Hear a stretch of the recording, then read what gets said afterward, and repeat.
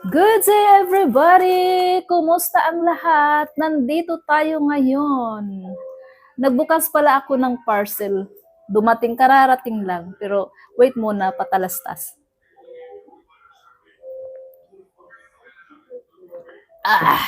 Sabay ganun. Excuse.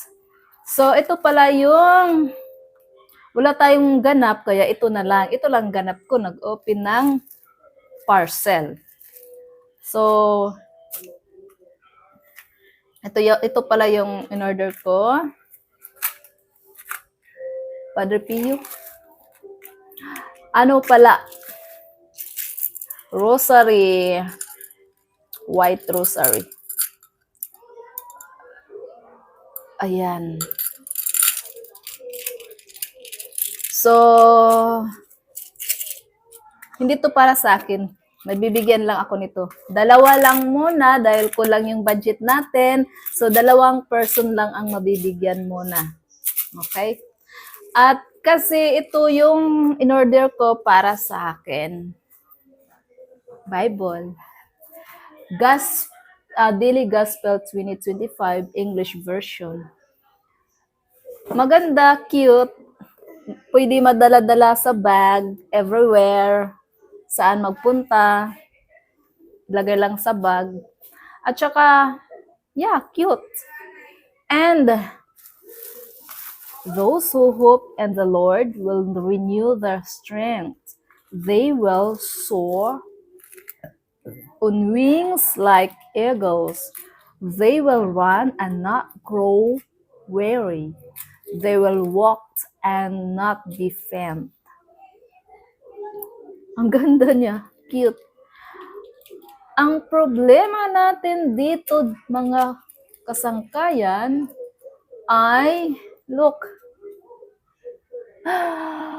ang liliit ng mga letters. So, hindi si Inday makakabasa nito pag walang salamin. Dahil yung mga mata natin ay pabata ng pabata na, so pa-fresh ng pa-fresh. Diba? Kaya,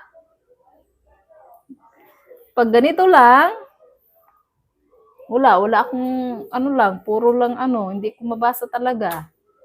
Madilim. Yung mga letters, hindi ko mabasa. Kaya, Jesus. Yung nabasa ko lang mga kasangkayan is itong number 2, 02, and 03, and me, joke. Yeah. No worries naman dahil mayroon tayong salamin na nagagamitin dito. So, okay lang yun. Kahit na maging lola na tayo, ayos lang. So, hanggang dito na lang mga kasangkayan. Kasali siya extra. Maraming salamat sa inyong panunood. Sana ay huwag kayong magsasawa. Basta yun na yun. May gusto akong sabihin pero hindi pa ngayon. Kaya, bye!